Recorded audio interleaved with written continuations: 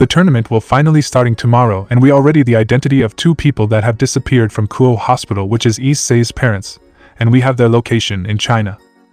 Grafia immediately stood up. Then why don't we just go and rescuing them? Serafal and Surzex also waiting for his answer. Azazel. Because the one who has kidnapped them is Issei. Surzex. But how did you know, and how could you believe that is the case? Azazel signed. It is quite simple. The fact that they are alive is enough for me to come to that conclusion, and they even looked happy and living a great life. Don't believe me? Take a look at this picture. Picture show them, Issei's parents driving a luxurious car and a big house. Azazel laughed. Haha, look at him spoiling his parents now. Surzex and other noticed that Azazel haven't laughed like this for a long time after discover that Issei has been disappeared. He never was the same person ever since. He laughed with his tears coming out, in not tears of sadness, but at the tears of joy. Surzex signed in relief. So what do we do now? Azazel. We do our best. The problem is with the Rias with other girl, and I don't want anything to with them anymore. I'm done. But if you want my advice, the best I can give you now is let the kid figure by themselves, and the person who has the most right to be angry and punish them right now is only Issei. Surzex. Wait, do you think Issei will come to the tournament? Azazel. Well, I believe that he will. But one thing is certain, he won't be the same Issei anymore. I can only hope that we still can talk and reason with him. Surzex signed. Yeah.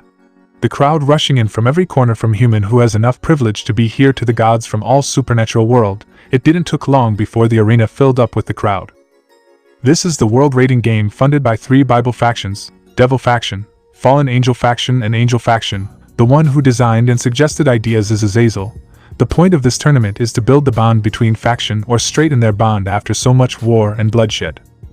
Zeus, who loved this kind of entertainment, is the first one to be there in the VIP room, sitting there alone before everyone else. But he isn't that much of a fan when it comes to team battle royals. The VIP suddenly opened with all of the Bible faction's leader coming in. Azazel. Well, look like old man is the first person to be here. Guess he is so exiting for this rating tournament. Ajuka, the genius devil, speaks to Zeus. I am curious if you're familiar with rating, if you don't mind me asking. Zeus put his hand on his chin. I do heard that it is very similar to chess game with the one who beat the king first win, right? Surzex is the one who is answer him. Yes, you figured out most of it. However, there are Phoenix Tears healing their team. They will have only one in each team. Zeus nodded, and he almost forgot about the fighting match he is most excited about. Zeus. Anyway, the boy who saved Bible Pantheon countless times is here to join the tournament, right? Cause I am very, very exciting for his fight between Red Dragon Emperor and White Dragon Emperor. So what is this boy name? Surzex and Ajuka seem to be hesitant to answer with sweat on their face, and Azazel, who is look more serious than his usual. Azazel.